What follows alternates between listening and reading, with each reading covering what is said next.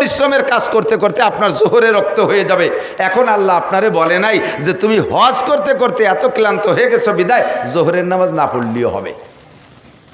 হবে? জোহর পড়া লাগবে কি লাগবে না? লাগবে। রোজায় যত কষ্ট হোক নামাজ ছাড়ার সুযোগ নাই, হজে যত কষ্ট হোক নামাজ ছাড়ার সুযোগ নাই। 100 কোটি টাকা নিয়ে বের হয়েছেন জাকাত দেবেন, পুরো কাশেন থানা ভরে ঘুরে ঘুরে জাকাত দিছেন, জাকাত দিতে দিতে ক্লান্ত হয়ে গেছেন। এখন আপনাকে নামাজ ছেড়ে দেওয়ার সুযোগ নাই। ফরজ একটা পালন করছেন জাকাত, কিন্তু এর কারণে রোজা নামাজ ছাড়ার সুযোগ নাই। জাকাত আদায় করার কারণে রোজা ছেড়ে দেওয়ার সুযোগ নাই। হজ আদায় করার কারণে নামাজ ছেড়ে দেওয়ার সুযোগ নাই। কিন্তু খন্দকের যুদ্ধ যখন হয়, খন্দক খনন করার কাজ চলতেছে, ওদিকে মক্কার কাফেররা আক্রমণ করার জন্যে আগায় চলে আসতেই আছে। সাংবাদিকদের মাধ্যমে খবর আসতেছে এই তো এত দূর আসছে, এই তো এত দূর আসছে। আর চলে আসলো নবী পাক খন্দক খনন করা শুরু করছে সাহাবায়ে কেরামদেরকে নিয়ে। এবার খন্দকের কাছাকাছি যখন কাফেররা চলে আসছে, খন্দকের কাজ শেষ হয় নাই, হুজুর জোহরের নামাজ বাদ দিয়েছে, কয় নামাজ থাক, আগে খন্দক খুঁচা শেষ হয় নাই, আসরের রক্ত চলে আসছে, কয় নামাজ বাদ দাও, আগে খন্দক খনন করো। আসরের রক্ত চলে গেছে, আদায় করতে পারে নাই। মাগরিবের রক্ত চলে আসছে, খন্দক খনন করা শেষ হয় নাই, কয় থাক নামাজ মাগরিব, আগে খন্দক খনন করো। মাগরিবের নামাজও পড়েন নাই, চলে আসছে ঈশা রক্ত, কয় থাক ঈশা বাদ দাও, কাফেররা চলে আসছে, আগে খন্দক খনন করো। জোহর আসর মাগরিব ঈশা 4 রক্ত নামাজকে নবী কাজা কইরা নামাজ পড়েন নাই, হুজুর খন্দক খনন করেছেন জিহাদের জন্য। এজন্য জিহাদের হুকুম যে আল্লাহ 682 বার বলেছে, প্রমাণ করে এটা জায়গা বিশেষ নামাজের চাইতে বেশি গুরুত্ব বহন করে। কথা বলেন ঠিক কি ঠিক না? আর মুসলমান নামাজ পড়তে রাজি, রোজা রাখতে রাজি, হজ করতে রাজি, উমরা করতে রাজি, টাকা হইলে যাকাত দিতে রাজি, দাড়ি রাখতে রাজি, সমস্ত বিধান পালন করতে রাজি। কিন্তু এক শ্রেণীর মুসলমানের কাছে যখন জিহাদের আলোচনা করব, তখন তারা বলে এগুলো জঙ্গি হুজুর, এগুলো লাদেন বাহিনী, এগুলো অমুক দলের হুজুর, ইত্যাদি ইত্যাদি বলে গালি দেয়। যেই লোকটা এ সমস্ত উক্তি করে, ওই লোকটার ঈমান নষ্ট হয়ে গেছে। কোরআনে কারিমের 682টা আয়াতকে আপনি অস্বীকার করেছেন। একটা আয়াতকে অস্বীকার করলে আল্লাহ নবী বলেন মা আমানা বিল কুরআনে মানিস্তাহাল্লা মাহারিমাহু। কোরআনের একটা আয়াতকে যদি কেউ অস্বীকার করে, বাকি 6665টা আয়াতকে বিশ্বাস করে, মাত্র একটা আয়াতকে অস্বীকার করে, ওই লোকটা কাফের, ওই লোকটা বিনা হিসাবে জাহান্নামী। কাজেই দোস্ত, জিহাদের হুকুমকে আমি ফরজ হিসেবে বিশ্বাস করি। আমার সামনে যদি ইসলামী জিহাদ আসে, আমি করতে জন্য প্রস্তুত আছি। কারা কারা জিহাদের জন্য প্রস্তুত আছেন? তো যখনই ডাক আসবে রেডি, ডাক আসলে রেডি। আল্লাহ তাআলা আমাদের তৌফিক দান করে, বলেন আমিন। হুজুর বলেন জিহাদের সাথে তুমি শহীদি মরণের তামান্না রাখবা, শহীদি মরণের তামান্না রাখবা। তাতে যদি তুমি স্বাভাবিকভাবেও মরো, তাহলে কিয়ামতে আল্লাহ তাআলা তোমাকে শহীদি দরজায় বিনা হিসাবে জান্নাতি করে দেবে।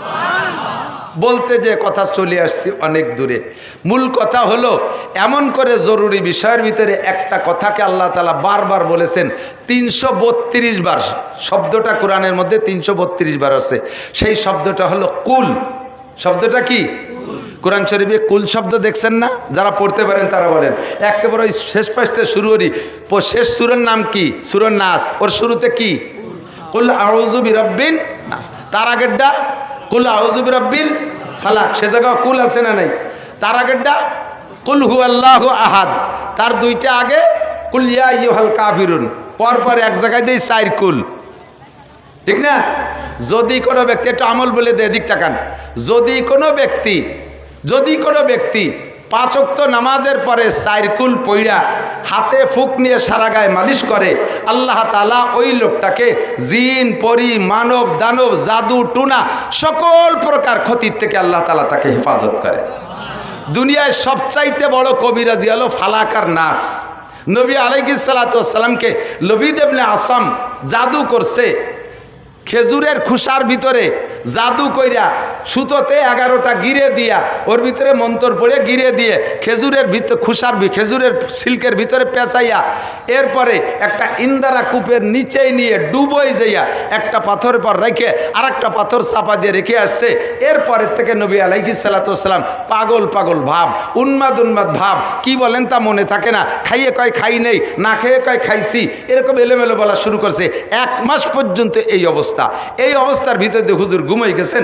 ঘুমের ভিতরে জিবরিল আলাইহিস সালাতু ওয়াস সালাম অন্য যত 114 সূরার ভিতরে 112টা সূরা হুজুরকে জীবদ্দশায় হুজুরের সজাগ অবস্থায় নাজিল করেছে।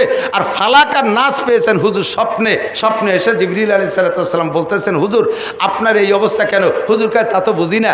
জিবরিল বলতেছেন, লবিদ ইবনে আসম আপনাকে জাদু করেছে, অমক ইন্দারা কূপের ভিতরে সেই জাদু আছে। আপনি একজন ডুবরি সাহাবা দিয়ে ওই ইন্দারা কূপের থেকে জাদুটা বের করে আইনা দেখবেন ওর ভিতরে 11টা গিরি আছে। সূরা ফালাকে 5 আয়াত আর সূরা নাসে 6 আয়াত। এই 5 আর 6 11 আয়াত।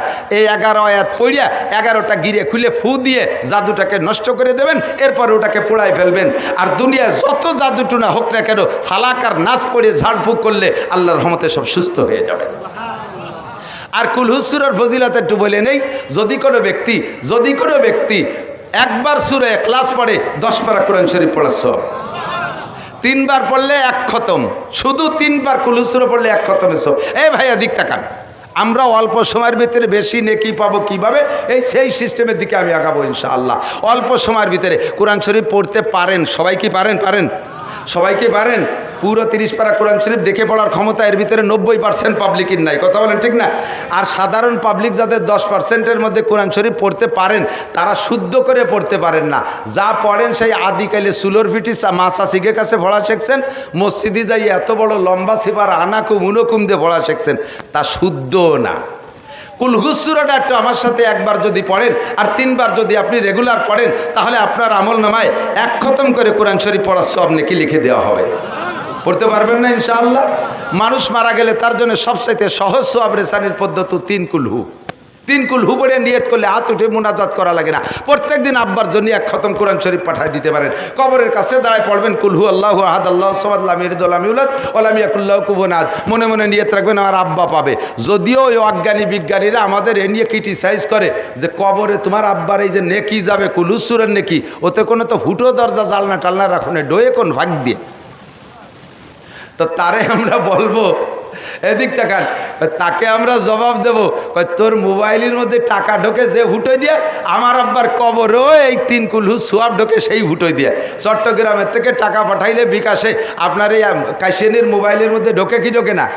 টাকা ঢোকার সময় কি দেখা যায় যে এই যে 1000 টাকার নোট ঢুকতেছে, ওই টাকা কি উড়িয়ে এসে ঢোকে?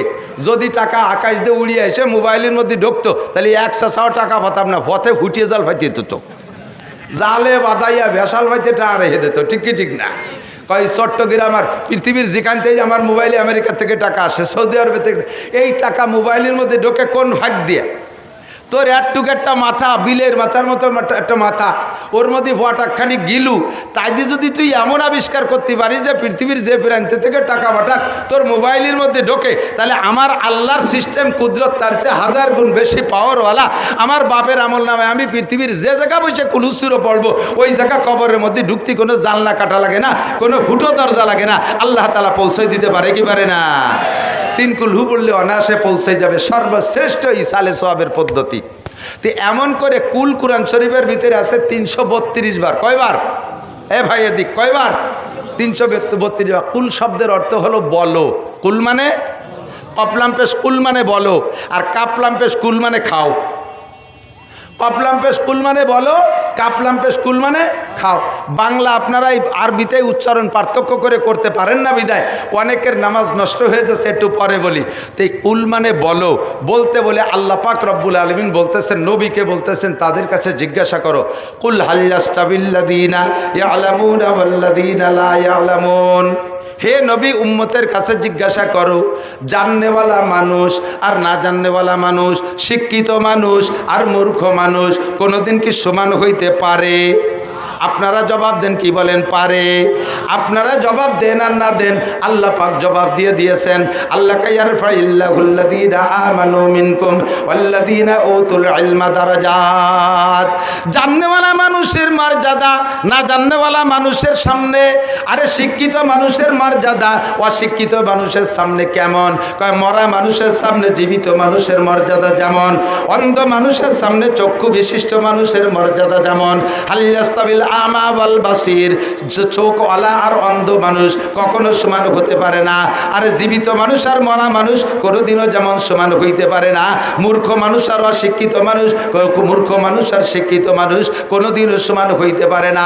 শিক্ষিত মানুষের মর্যাদা দুনিয়ায় আল্লাহর দুনিয়ায় মানুষের কাছে আছে, আল্লাহ পাকের কাছে শিক্ষিত মানুষের মর্যাদা অনেক বেশি। ঠিক না? এ ভাই এদিক তাকান।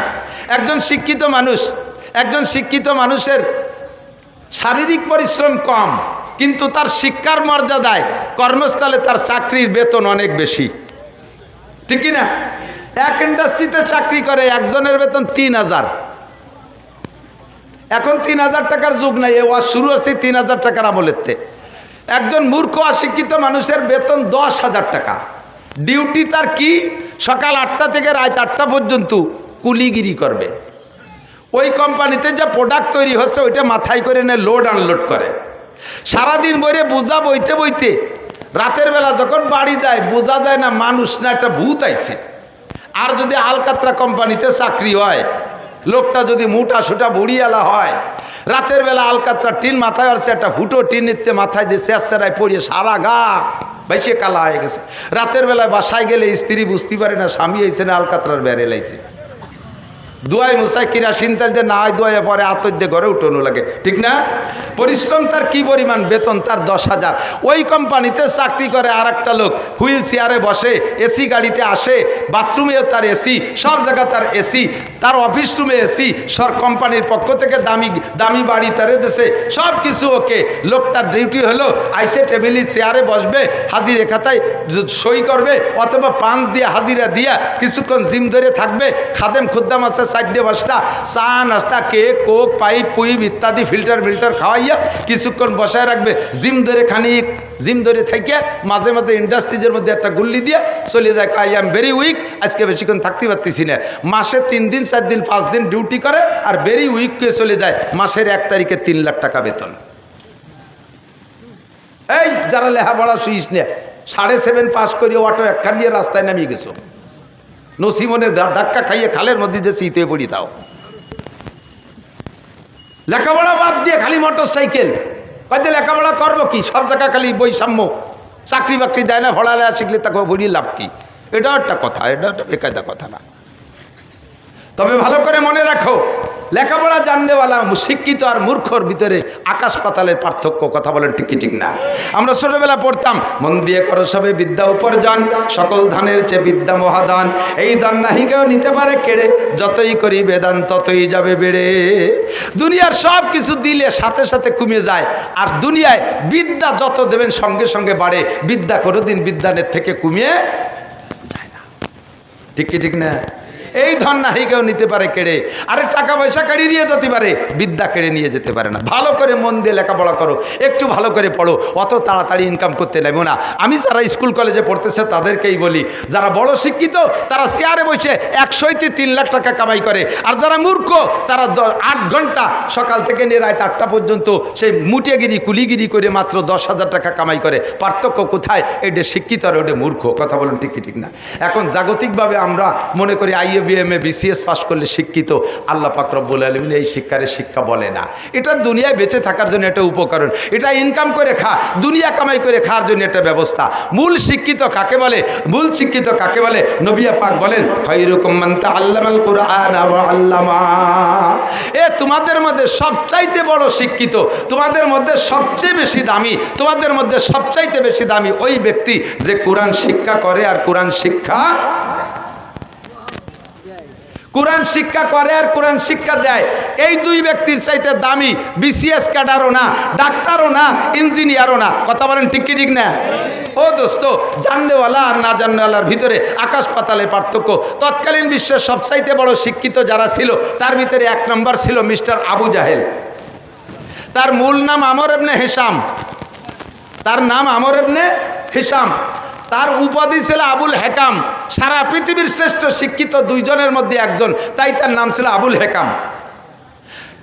ডাক্তারি সার্টিফিকেট আছে, ইঞ্জিনিয়ারিং সার্টিফিকেট আছে, পলিটিশিয়ান সার্টিফিকেট আছে, সৌদি আরবের গভর্নর, সব বিদ্যায় বিদ্যান, নাই শুধু কোরআন শরীফের সার্টিফিকেট। কোরআন শেখে নাই, এর কারণে নবী পাকের জবান থেকে বেরিয়ে আসছে তোমার সব সার্টিফিকেট থাক, তারপরে তোমার উপাধি আজকে থেকে আবু জাহেল, তুমি মূর্খদের বাবা। তোমার মতো মূর্খ, তোমার মতো অশিক্ষিত জগতে নাই। ও দোস্ত, দুনিয়ার সব সার্টিফিকেট আছে, নাই শুধু কোরআন, তাই তাকে মূর্খদের বাবা বলা হয়েছে। কথা বলুন ঠিক কি ঠিক না?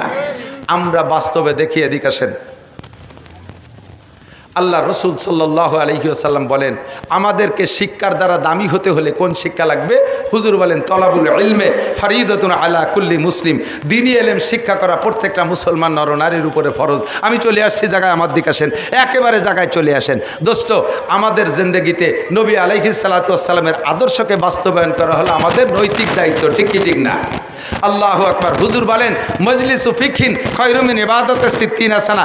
অল্প সময়ের ভিতরে এক বস্তা নেকি নিয়ে বাড়ি যাব, সহজ পদ্ধতি আমার কাছে আসেন। হুজুর বলেন, মজলিসু ফিকহিন, পর্দার আড়ালে মা বোন যারা আছেন, যার যার স্থানে থেকে কান খাড়া করবেন। হুজুর বলেন, যেই মজলিসে মসলা আলোচনা করা হয়, যেই মজলিসে শরীয়তের মসলা মাসাইল আলোচনা করা হয়, একটা মশালা শুনলে শিখলে আপনার আমল নামায় লাগাতার 60 বছর নফল নামাজ আর নফল রোজার সব লিখে দেওয়া হবে। বলবেন না সুবহানাল্লাহ? একটা মশালায় এদিক, একটা মশালায় 60 বছর নফল নামাজ আর 60 বছর নফল রোজার সব। এর ভিতরে কোনো মানুষ আছেন কি যে বিরতিহীনভাবে একটানা 60 বছর নফল নামাজ পড়ছেন? এ পড়া কি সম্ভব? রোগ ব্যাধি, অসুখ বিসুখ, কাম কাজ ইত্যাদি বহুত ঝামেলা, একটানা লাগাতার 60 বছর নফল নামাজ পড়া সম্ভব না। তো লাগাতার বিরামহীন 60 বছর নফল নামাজ পড়লে যেই নাকি, এটা হাতে রাখেন। আর বিরতিহীনভাবে একটানা 60 বছর নফল রোজা রাখবেন, রমজানের ফরজ রোজা বাদে, এরপরে 5 দিন রোজা রাখা হারাম, এই 35 দিন বাদে বছরের আর 330 দিন একটানা নফল রোজা রাখলে যেই নাকি, একটা মশালা শুনলে সেই নাকি, বরঞ্চ তার চেয়ে বেশি নাকি। এ কথা তো জীবন ভরে শুনি, একটু ভালো করে বুঝিয়ে শুনি, এদিক তাকান, ভালো করে বুঝিয়ে শুনেন। এমন কি মাসালা আছে যে একটা মাসালা শুনলে এত নেকি দেওয়া হবে? জিন্দেগিতে এমন এমন মাসালা আছে যেই মাসালা না জানা থাকার কারণে আপনার ফরজ ইবাদতগুলো নষ্ট হয়ে যাচ্ছে, আপনার ফরজ ইবাদতগুলো হচ্ছে না। কিয়ামতে আল্লাহ পাক আপনাকে জিজ্ঞাসা করবে না, সবে বরাতে নফল নামাজ পড়ছো নাকি, সবে কদরে নফল নামাজ পড়েছো নাকি, সবে মেরাজে নফল নামাজ পড়েছো নাকি, মেরাজের রোজা রাখছো নাকি, সবে বরাতে রোজা রাখছো নাকি, তাহাজ্জুদের নামাজ পড়ছো নাকি, ইশরাকের নামাজ পড়ছো নাকি, আবিনের নামাজ পড়ছো নাকি। এর কোনো নামাজ সম্পর্কে আল্লাহর কসম আপনাকে জিজ্ঞাসা করা হবে না, আবিনের নামাজ জিজ্ঞাসা করা হবে না, কোনো নফল নামাজ জিজ্ঞাসা করা হবে না। কিন্তু আউয়ালু মা ইউহাসাবু বিহিল আবদু ইয়াউমাল কিয়ামাতিস সালাহ, কিয়ামতের ময়দানে সর্বপ্রথম জিজ্ঞাসা হবে ফরজ নামাজ। একটু বলেন কি নামাজ? একটু বলেন কি নামাজ? ফরজ নামাজ সম্পর্কে জিজ্ঞাসিত হবেন। ফামান সালুহাত, যেই ব্যক্তি ফরজ নামাজ সুন্দর করে আল্লাহকে জবাব দিয়ে যেতে পারবেন, সালুহা সাইরে আমালিহি, ওই লোকটা আর কোনো জায়গা ঠেকবে না, সব জায়গা বিনা হিসাবে পার হয়ে চলে যাবে। এখন আমার আপনার জিন্দেগিতে এমন এমন মাসালা আছে যেই মাসালা না জানা থাকার কারণে আমার ফরজ নামাজ হচ্ছে না। কিয়ামতের ময়দানে এর ভিতরে আমি চেহারা দেখে বুঝতেছি হাজার হাজার মানুষ আছেন কিয়ামতের ময়দানে যারা দুনিয়ায় রেগুলার নামাজ পড়ছেন, অথচ হাসরের মাঠে বেনামাজি হিসাবে বিনা হিসাবে জাহান্নামে চলে যাবেন। খেয়াল করতেছেন না? এমন এমন মানুষ আছে সারা জিন্দেগি নামাজ পড়ছেন, অথচ কিয়ামতে যারা কোনোদিন দুনিয়ায় নামাজ পড়ে নাই, এই বেনামাজিরা যেভাবে বেনামাজি হিসেবে জাহান্নামে যাবে, আপনি সারা জীবন নামাজ পড়ে সেইভাবে বেনামাজি হিসেবে জাহান্নামে চলে যাবেন। এবং একাকোক্ত নামাজের কারণে আপনাকে 230 কোটি 40 লক্ষ বছর জাহান্নামে পোড়া লাগবে। নামাজ পড়ার পরও আপনাকে এই সাজা ভোগ করা লাগবে। আপনার নামাজ হয় নাই। কেন হয় নাই? আপনার বিশাল নামাজের ভিতরে 2 রাকাত নামাজ পড়তে 12,000 মাসালা লাগে। সর্বনিম্ন কত? ইমামে আবু হানিফা রহমতুল্লাহ আলাইহির জামানায় উনি হিসাব করছেন 2 রাকাতে 12,000 মাসালা লাগে। আর ইমামে আবু হানিফা যদি এখন হতেন তাহলে মাসালা আরও বেশি বলতেন, কারণ এখন নতুন নতুন কিছু মাসালা আসছে। যেমন ইমামে আবু হানিফার জামানায় মোবাইল ছিল না, বোঝেন এই কথা? মোবাইল ছিল না, ইমামে আবু হানিফার জামানায় মানুষ চেয়ারে নামাজ পড়ে নাই। এখন আমাদের বাংলাদেশে চেয়ারম্যান, মসজিদি চেয়ারম্যান আছে না নাই? এ মসজিদি চেয়ার হলো না, মুসল্লি আছে না নাই? কোন মসজিদে, ভালো ভালো মসজিদ, শহরের মসজিদে সামনের এক কাতারই চেয়ারম্যান। প্রয়োজন হোক আর না হোক একটা স্টাইল বানায় নিয়েছে চেয়ার রে। ইমামে আবু হানিফার জামানায় না, মুরব্বীরা সাক্ষী দেন, আজ থেকে 30-40 বছর আগে আপনারা যারা মসজিদে, একখান চেয়ার ছিল মসজিদে? মসজিদি করে চেয়ার ছিল? মসজিদি চেয়ার ছিল না। তাহলে এখন চেয়ার মসজিদি ঢুকছে, কাজেই চেয়ার সংক্রান্ত মাসালাও বলতে হবে, এটাও নামাজের মাসালা। ইমামে আবু হানিফার জামানায় মোবাইল ছিল না, এখন মোবাইল হয়েছে, মসজিদে ঢুকার সাথে সাথে মোবাইল বাজি ওঠে, আর মোবাইলের ভিতরে মমতাজের গান।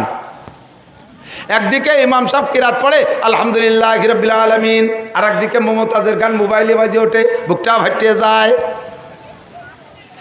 ইমামও কিরাত পড়বে আর মোবাইলেও মমতাজের গান গাবে, একসাথে কি মসজিদের মধ্যে দুই কাম চলবে? একটা বন্ধ, দ্বিতীয় বন্ধ করতে হবে না? এই সংক্রান্ত মশালা, এমন করে মশালা নামাজের ভিতরে কমপক্ষে 12,000। এই 12,000-এর ভিতরে সব মশালা আবার একরকম না। কোনো মশালা আছে যেই মশালাটা না থাকার কারণে আপনার নামাজ নষ্ট হয়ে যাচ্ছে। আমি উদাহরণস্বরূপ বলি, আপনার নামাজের ভিতরে সব আছে। অজু বানানোর জায়গায় আপনি গোসল করে আসছেন, অজু করলে হয়তো সেখানে আপনি গোসল করে আসছেন।